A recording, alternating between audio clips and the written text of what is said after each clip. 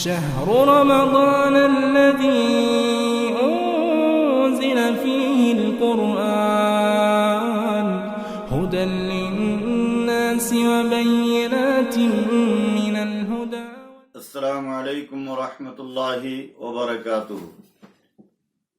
الحمد للہ رب العالمین والعاقبۃ للمتقین والصلاة والسلام علی رسولہ الکریم. اما بعد، اعوذ باللہ من الشیطان اللعین الرجیم.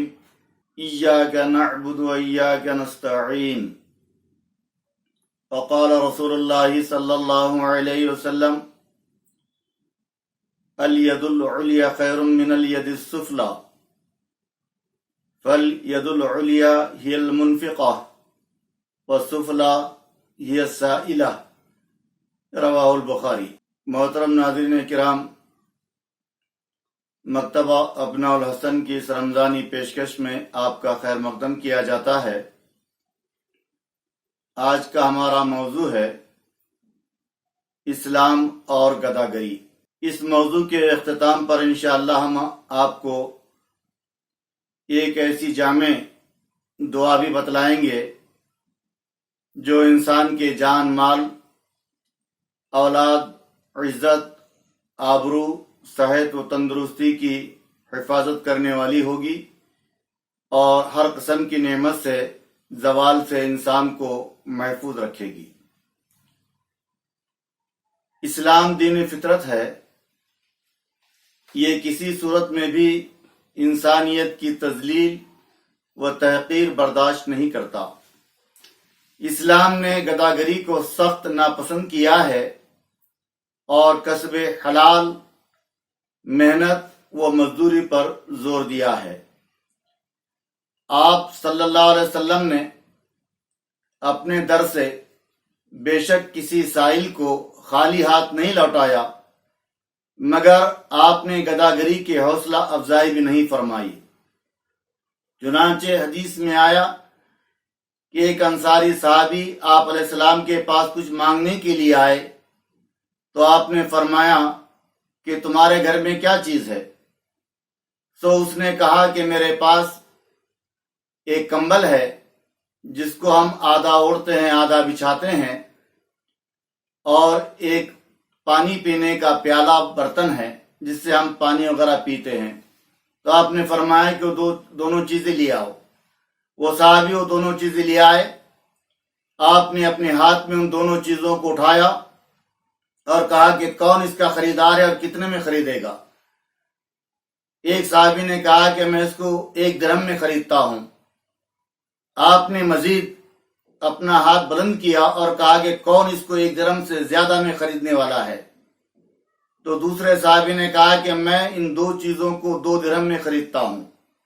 آپ علیہ السلام نے وہ دونوں چیزیں اس کے حوالے کی، 2 درہم لیے اور اس سائل انصاری صحابی کے ہاتھ پر رکھ کر فرمایا: 1 درہم کا تم اپنے آل اولاد کے لیے آٹا اور زندگی کی ضروریات کا سامان لے لو، اور 1 درہم کی کلاڑی لے کر میرے پاس آؤ. چنانچہ وہ صحابی گئے اور اللہ کے نبی علیہ السلام کے فرمان کی تعمیل کرتے ہوئے 1 کلاڑی آپ کے پاس لے آئے. آپ علیہ السلام نے اپنے دستے مبارک سے اس آدمی کی کلاڑی میں دستہ رکھا، ڈنڈا لگایا اور فرمایا کہ جاؤ جنگل سے لکڑیاں کاٹ کر لاؤ اور بیچتے رہو، اور 15 دن تک کہ ہمارے پاس نہ آنا. چنانچہ وہ صحابی گئے. 15 دن کے بعد جب آئے تو ان کے ہاتھ میں بہت سارے پیسے تھے. بعض روایتوں میں آئے کہ ان کے پاس 10 درہم تھے. آپ نے فرمایا کہ جاؤ اسی طریقے پر محنت کرتے رہو. آپ صلی اللہ علیہ وسلم نے فرمایا: کسب الحلال فریضۃ بعد الفریضہ، کہ حلال چیز کے لیے محنت کرنا، حلال کمائی کے لیے محنت کرنا، یہ فرض نمازوں کے بعد اور فرائض کی ادائیگی کے بعد یہ بھی انسان کے فرائض میں داخل و شامل ہے. جو شخص اللہ تعالی سے سوال کے بارے میں بچتا رہے گا تو اللہ اس کو بچائے رکھے گا اور اس کو بے نیاز کر دے گا. اور جو شخص سائل بنے گا، گداگر بنے گا، تو اللہ تعالیٰ بھی اس کو سائل اور گداگر بنائے رکھے گا۔ آپ علیہ السلام نے ارشاد فرمایا، کوئی شخص اپنی پیٹھ پر جنگل سے لکڑیوں کا گٹھا لے کر آئے اور اس کو بیچے، یہ اس سے بہتر ہے کہ وہ کسی کے آگے اپنے دست سوال کو آگے بڑھائے اور مانگنے کے لیے اپنے ہاتھ کو آگے کرے۔ اور آپ نے فرمایا کہ نہ جانے پھر وہ بندہ اس کو دے یا نہ دے، لیکن اس کی توہین اور اس کی تذلیل تو مانگنے کے سبب سے ہو چکی۔ بھیک مانگنے سے آدمی کی عزت نفس مجروح ہوتی ہے اور وہ ذلیل و حقیر تصور کیا جاتا ہے۔ دنیاوی اعتبار سے یہ ایک انتہائی حقیر قسم کا کام ہے، اور آخرت میں وہ آدمی جو ہمیشہ مانگتا رہتا ہے، قیامت کے دن اس حال میں آئے گا کہ اس کے منہ پر گوشت کی ایک بوٹی بھی نہ ہوگی۔ اور جو شخص مال بڑھانے کے لیے یعنی مالدار بننے کے لیے بھیک مانگتا ہے، آپ علیہ السلام نے ارشاد فرمایا گویا کہ وہ انگارے مانگ رہا ہے۔ اب اس کی مرضی ہے، چاہے وہ اپنے لیے اس کو کم کرے یا اس کو زیادہ کرے۔ آپ علیہ السلام نے خودداری کی، حوصلہ افزائی کی اور خوددار انسان کے لیے ارشاد فرمایا، جو مجھے اس بات کی ضمانت دے کہ وہ کبھی کسی سے سوال نہیں کرے گا تو میں ایسے آدمی کو جنت کی ضمانت دیتا ہوں۔ گداگری کی عادت جس انسان کو لگ جاتی ہے وہ کاہل، کامچور اور نکما ہو جاتا ہے۔ اس کی طبیعت میں خوشامدی سرایت کر جاتی ہے، وہ بے حیا اور بے شرم ہو جاتا ہے۔ اسلام میں بھیک مانگنا منع ہے۔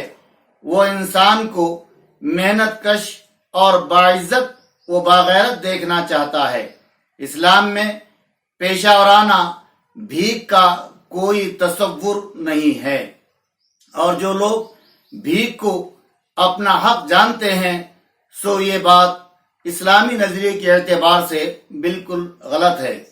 افسوس تو یہ ہے کہ یہ سارے گداگر، یہ سارے بھیک منگے اپنے آپ کو سید زادہ کہتے ہیں اور نعوذ باللہ اپنی نسبتیں اللہ کے رسول و آل رسول کی جانب کرتے ہیں۔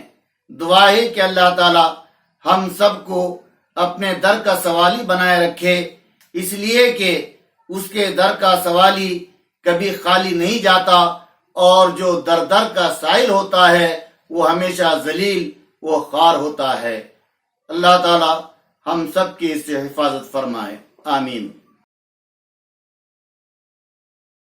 حسب وعدہ، جیسا کہ ہم نے آپ سے کہا تھا ایک دعا آپ کو بتائی جائے گی، تو یہ دعا ہے کہ جس کو امام مسلم رحمۃ اللہ علیہ نے اپنے صحیح میں نقل کیا۔ اللہ کے نبی علیہ السلام کا یہ معمول تھا اور آپ اس دعا کو پڑھا کرتے تھے۔ ہمیں بھی چاہیے کہ ہم اس دعا کو یاد کریں اور پڑھیں۔ اللہم انی اعوذ بک من زوال نعمتک وتحول عافیتک وفجاءۃ نقمتک وجمیع سخطک۔ دوبارہ اس دعا کو آپ سنیں۔ اللہم انی اعوذ بک من زوال نعمتک وتحول عافیتک وفجاءۃ نقمتک وجمیع سخطک۔ اللہ تعالی ہم سب کو اللہ کے نبی علیہ الصلوۃ والسلام سے ثابت شدہ مرفوع اور صحیح دعاؤں کے پڑھنے، سننے اور اس پر عمل کرنے والا بنائے۔